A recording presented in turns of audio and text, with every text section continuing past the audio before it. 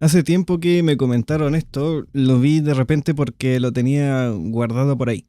Bueno, ¿cómo pudo Alemania, perdedora de la Primera Guerra Mundial, teóricamente atada de manos, de pies, de todos lados, en las ruinas, desarrollar y entrenar la doctrina de guerra blindada que los llevaría a revolucionar dicho aspecto de la guerra?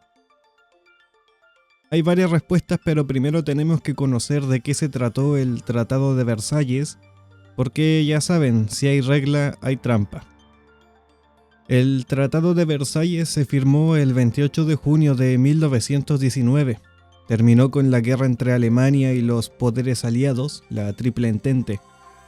El tratado requería que Alemania se desarmara, hiciera concesiones territoriales, extraditara criminales de guerra, pusiera al Kaiser Wilhelm en juicio, reconociera la independencia de los estados cuyo territorio había sido parte del Imperio Alemán y pagara las reparaciones correspondientes a la Entente. Obviamente el tratado tiene más contenido, es muy profundo, pero nos interesa conocer específicamente las restricciones militares para contestar la pregunta. La intención del tratado era volver a Alemania incapaz de una acción ofensiva y promover el desarme internacional. Por lo tanto, Alemania quedaría con un ejército de no más de 100.000 hombres en un máximo de 7 divisiones de infantería y 3 de caballería. El tratado también especificó la organización de las divisiones y el staff general se disolvió.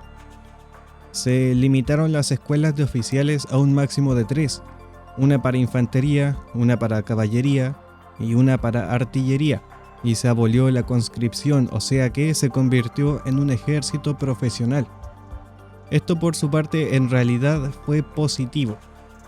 Al mismo tiempo, los soldados y suboficiales debían ser retenidos por lo menos 12 años de carrera y los oficiales 25 años. Sumado a la restricción de tamaño, significó que Alemania no podría entrenar personal militar en varios ciclos y reciclos y generar por lo tanto un cadre de personal entrenado al cual llamar en caso de guerra. Se le prohibió a Alemania el comercio de armas, se impusieron límites al tipo y cantidad de armas y se prohibió la producción de armas químicas, autos blindados, tanques y aviones militares. La Armada también tuvo varias limitaciones, y seguro ahora pensarán, bueno, entonces no solamente fueron los blindados alemanes los que milagrosamente se levantaron de las cenizas. No, porque también fue la Luftwaffe, fueron la Armada con los submarinos alemanes, cada rama hizo su parte, ¿ya? Y lo que ahora entendemos como Blitzkrieg, que en ese tiempo no existía tal concepto, fue más bien la integración de las tres ramas. Pero en este caso vamos a hablar específicamente de los blindados. Así que vamos al grano. Se establecieron escuelas militares secretas en la Unión Soviética. Frecuentemente, los individuos que eran militares resignaban a su posición en el ejército alemán y entraban en la Unión Soviética como ciudadanos. Obviamente eran apoyados de forma secreta por el gobierno alemán, por el ejército, pero en papel no eran. En 1929 se abrió la Escuela de Tanques de Kama, situada cerca de Kazán, a 800 kilómetros de Moscú. Esta escuela tenía el nombre código de Cursos de Entrenamiento Técnico para la Fuerza Aérea, obviamente con el propósito de despistar. Esta instalación operaba en completo secreto, con financiación por parte de Alemania, y entrenando en conjunto a tanquistas soviéticos y alemanes. Estos terrenos también fueron utilizados para la prueba de armamento de tanques, comunicaciones, el estudio de tácticas de guerra blindada, así como el arte del camuflaje y la interacción entre grupos de tanques. Los tanques utilizados fueron los llamados Großtraktoren, que se traducían al español a tractor grande, que eran producidos secretamente por Krupp, Rheinmetall y Daimler-Benz. Estos eran enviados en partes a la Unión Soviética como un IKEA para ser ensamblados allá. El Ejército Rojo utilizaba tanques ligeros T-18 y las tanquetas Carden Lloyd que tenían en servicio por ese entonces. Se dice que esa escuela entrenó a 250 tripulantes. Obviamente esos tripulantes después traían todo el conocimiento de vuelta a Alemania. Las escuelas soviéticas fueron importantes en el desarrollo y entrenamiento de los blindados. La cuestión es, ¿por qué la Unión Soviética permitiría esto, que operaran de forma secreta? ¿Qué ganaban con eso? Lo que los soviéticos esperaban obtener era experiencia práctica y conocimiento que poseían los alemanes.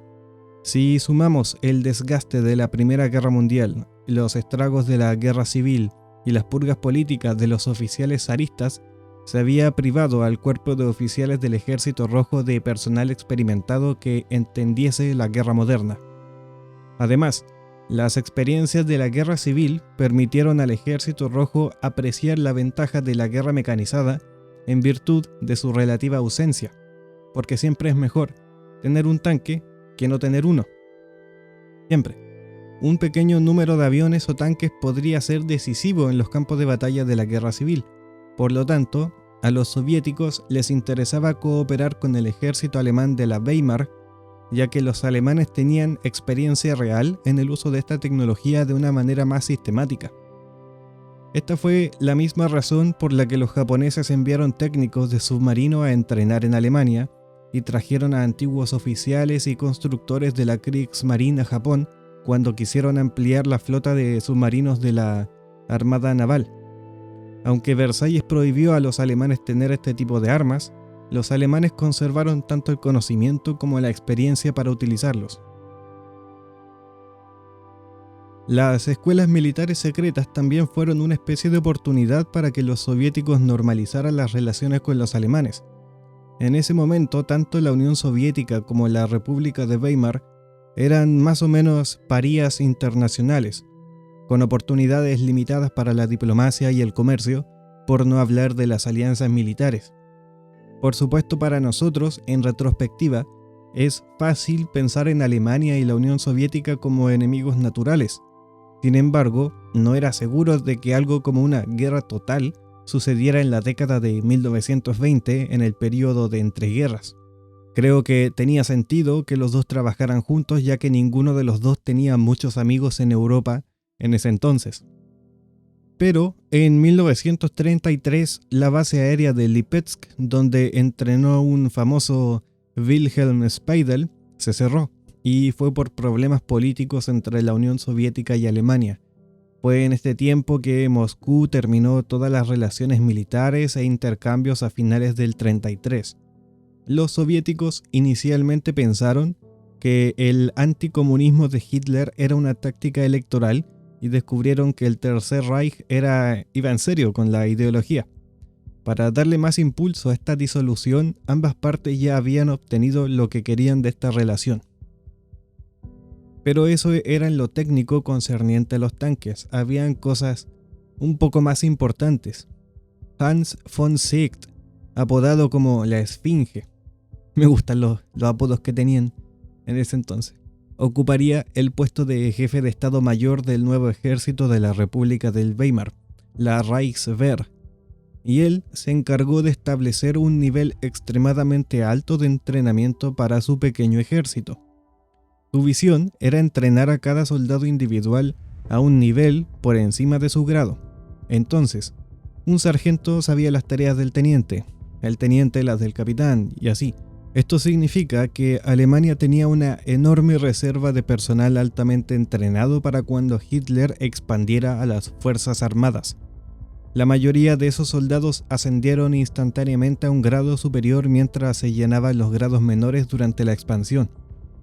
También se expandió el sistema de añadidos militares. Estos individuos observaban los desarrollos militares internacionales. Wilhelm Speidel, uno de los graduados de la escuela soviética, estuvo un año en el cuerpo del aire del ejército estadounidense reportando los desarrollos en aviación estadounidense a Berlín. Por supuesto que este sistema de añadidos militares pagó dividendos cuando Alemania se asoció con los poderes que no se restringían por el Tratado de Versalles como Japón o Italia.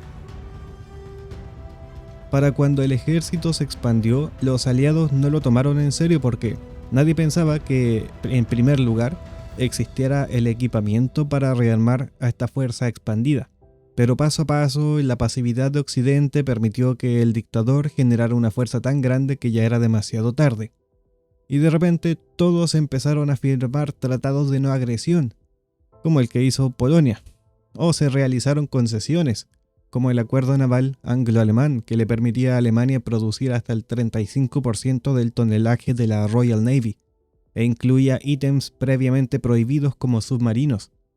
Obviamente, el Tercer Reich honró estos acuerdos tanto como el Reichswehr honró el Tratado de Versalles. La campaña de rearme de Hitler permitió a los alemanes implementar las lecciones que habían aprendido de la conexión soviética. El Ejército Rojo pudo implementar los métodos organizativos alemanes en su estructura de fuerza, pero también estuvo a punto de poner todas sus fichas en la doctrina de operaciones de combate profundo, lo que supuso una especie de desviación del enfoque alemán de la Blitzkrieg o el Schwerpunkt.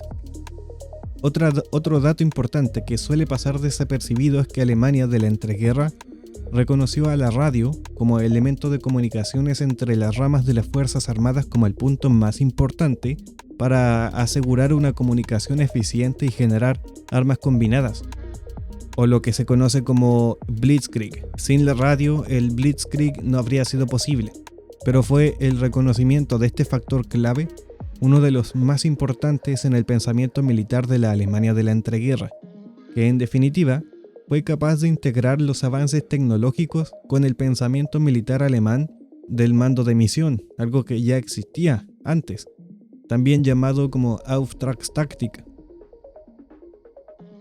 Así que eso, espero que les haya servido para contestar esa pregunta. ¿Ya? Siempre suele salir tal duda y de repente es bueno ir revisando eso. Como les digo, estos videos llegan anticipadamente a los miembros y también a los Patreons, así que los invito a apoyar al canal haciendo eso. Y con eso me despido. Chao, chao.